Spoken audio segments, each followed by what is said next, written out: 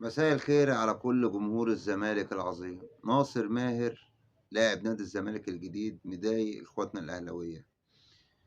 طيب مضايق اخواتنا الاهلاويه ليه يا عم ناصر؟ عشان بيقول ان الزمالك في الوقت الحالي فيه اساطير والنادي الاهلي فيه نجوم. دي وجهة نظره، وخاصة ان هو بقى لاعب في نادي الزمالك. يعني هو بيقول نادي الزمالك فيه اساطير زي مين؟ شيكابالا، عبد الشافي، واخيرا عبد الله السعيد. دول لعيبة أساطير، لعيبة يعني بقالهم أكتر من 20 سنة بيلعبوا كرة قدم، لعيبة لسه بتأدي في الملعب، لعيبة تحملت ضغوطات كبيرة، بالذات يعني عبد الشافي وشيكابالا تحملوا ضغوطات كبيرة جدا وأزمات صعبة جدا في نادي الزمالك، وشافوا ظروف، ورغم كل ده ما قصروش لا في حق نادي الزمالك ولا مع جماهير نادي الزمالك. كان بكل سهولة لعيبة كبيرة زي دي ولعيبة يعني عظيمة زي دي، لو مش بتحب نادي الزمالك وشارية نادي الزمالك وجمهور نادي الزمالك في ظل الصراعات والأزمات والمشاكل اللي كان فيها نادي الزمالك، كانوا مشوا بكل سهولة من نادي الزمالك وسابوا نادي الزمالك. دي لعيبة كبيرة وكانوا عادي راحوا للنادي المنافس بكل سهولة، بس ده ما حصلش، ده ما حصلش.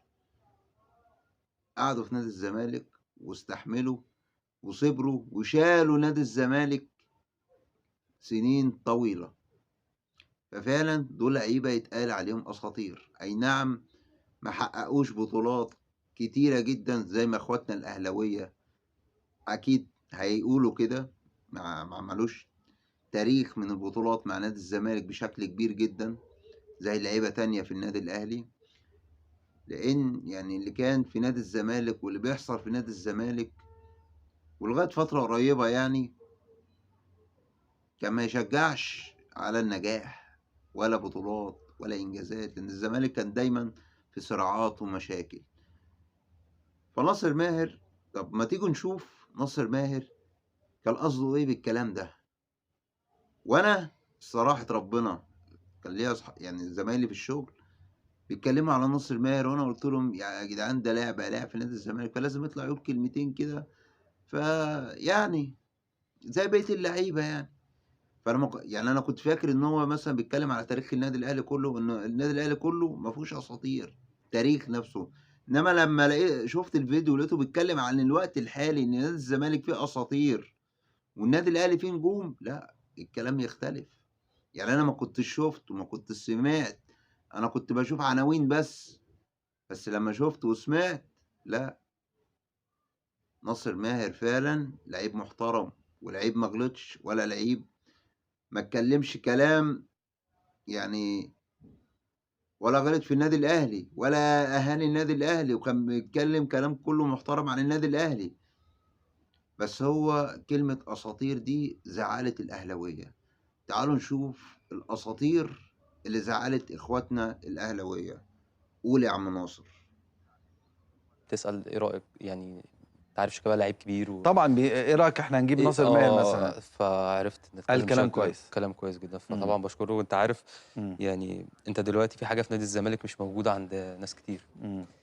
وهي ال في فرق فيها نجوم وفي بس ما فيش فريق عنده أساطير دلوقتي في مصر. إمم. إمم. في فرق عندها نجوم ولاعيبة جامدة جدًا، بس ما فيش فريق عنده أساطير، لكن الزمالك فيه أساطير دلوقتي. يعني أنت بتتكلم على شيكابالا إمم. أسطورة، إمم. دلوقتي بتتكلم على عبد الله السعيد أسطورة، بتتكلم على عبد الشافي نفس القصة. زيزو برضه لأ ده زيزو. بُص آه. أنا باكلمك على الناس دي كبيرة، أيوه، أنت أيوه. بتتكلم بقى على أحسن لعيب في طب مصر. الأهلي ما فيهوش أساطير؟ لأ آه. الأهلي فيه نجوم عشان ولاعيبة بس أفسّر، ما حدش لا، يفسّرها لا لك. هاقول لحضرتك على حاجة، الأهلي آه. فيه نجوم ولاعيبة كبيرة جدًا، أنا أوكي. باتكلم إن دول أصلًا ما حتى تعديهاش يعني ابدا سِنًا انت كمان هم يا آه. وصلوا كابتن لمرحلة وليد. كبيرة أوكي. جدًا يعني يعني. الأهلي فيه نجوم كبيرة، لكن كبيرة. الزمالك فيه أساطير. طبعًا أنت بتتكلم آه. على 2 يعني مثلًا أنا فاكر يعني شيكابالا وكان كابتن أبو تريكة الاتنين آه. آه. يعني فكان يعني تمام. فدول في حتة كبيرة يعني. دي حاجة كويسة. طيب زعلان من حد في الأهلي قبل ما أقفل صفحة النادي الأهلي؟ لا، لا مش خالص. زعلان. لا. ولا توجه عتاب ولا لا لا ولا خالص خالص. انا يعني بص، هو انا اتعلمت دايما ان صفحة واتقفلت. صفحه اتقفلت، وبحترم كل الناس في كل الفرق.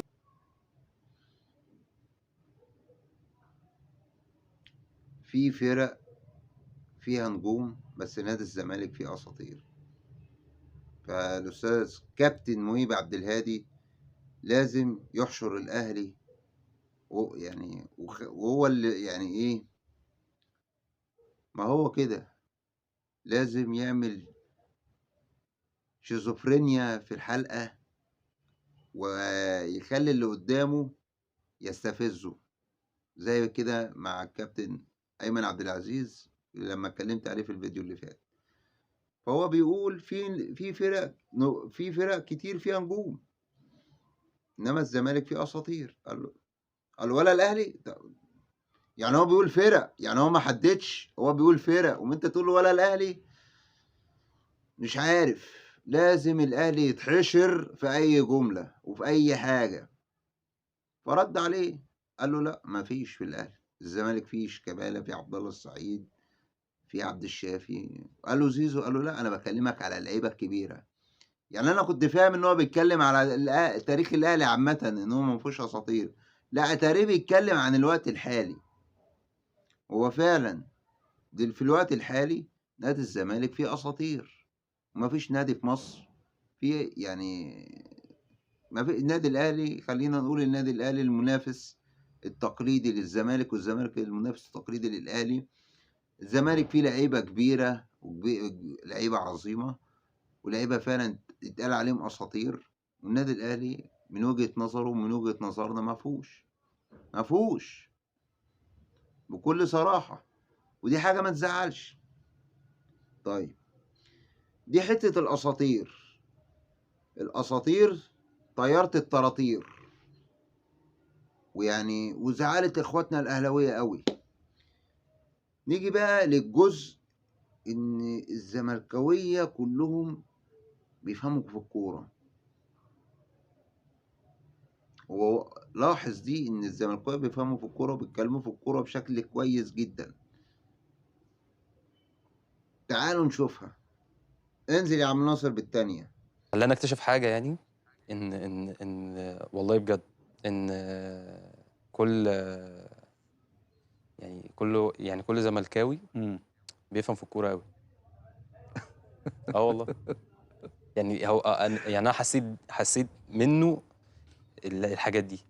فبقيت لما اقعد مثلا اي حد مثلا زملكاوي، فبنيجي نتكلم مثلا في الكوره مثلا، لا، بتلاقيه يتكلم بقى في تفاصيل، ويتكلم في طريقه لعب، ويتكلم انت المفروض تباصي ازاي وتعمل ايه وبتاع. لا، موضوع يعني بصراحه، يعني خدت منه الحته دي شويه. ازاي تقدم اوراق اعتمادك لجماهير نادي الزمالك؟ الشغل. انت لازم انت خلي بالك، الموضوع مش سهل، انت بتلعب في نادي كبير. كل زملكاوي بيفهم في الكورة، ودي حاجة أنا معاك فيها. أغلب الزملكاوية وبنسبة كبيرة جدا بيفهموا في الكورة، وعارفين كرة القدم كويس جدا، وعارفين فرقتهم، وعارفين اللعيبة، وبيتكلموا في الكورة بشكل كبير جدا. نسبة قليلة جدا قوي قوي اللي تلاقيهم مثلا إيه، يعني بيشجع كده الزمالك بس عشان خاطر أبوه، عشان خاطر أخوه مثلا زملكاوي، بس هو يعني ما بيحبش الكورة. بس هو ايه، زملكاوي زي باباه، زملكاوي زي اخوه كده يعني. بس دي بتلاقيها نسبة قليلة جدا. او مثلا هو بيحب، يعني ايه بيحب، يعني شاف الزمالك فبيحب الزمالك. انما اغلبية جماهير الزمالك بتفهم في الكورة وبتتكلم في الكورة. ويعني مش ما بقولكش خبراء في كرة القدم مثلا زي الكباتن اللي بيطلعوا يحللوا كرة القدم، لا، بس بيفهموا في الكورة. عكس، انا اسف يعني، جماهير النادي الاهلي في فئة كبيرة جدا بتشجع النادي الاهلي وخلاص، زي ايه مثلا الاغلبية بيشجعوا النادي الاهلي. فانا اشجع النادي الاهلي، انا بقى مع الاغلبية. الاهلي بيكسب بطولات على طول، بيروح كاس العالم للانديه على طول.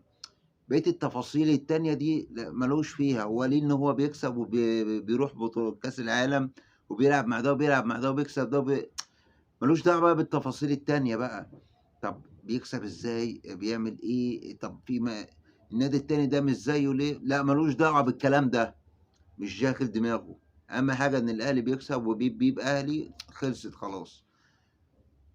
ففعلا هو معاه حق في الكلمة دي.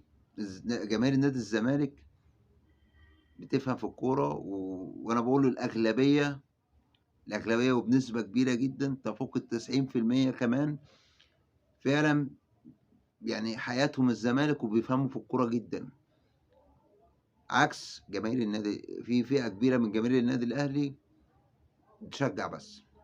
كل التوفيق ليك يا ناصر، أنت والكابتن عبد الله وبقية اللعيبة، واللعيبة الجديدة إن شاء الله تثبت وجودها. إن شاء الله عندنا ماتش الإسماعيلي يوم 19، والحمد لله الإسماعيلي النهاردة كسب سيراميكا، وإن شاء الله إحنا بقى معلش يا ولاد عمنا نكسبكم يوم الاثنين عشان نحضر واحدة واحدة كده للقاء القمة يوم 8، وإن شاء الله الكاس في 100 عقبة. السلام عليكم.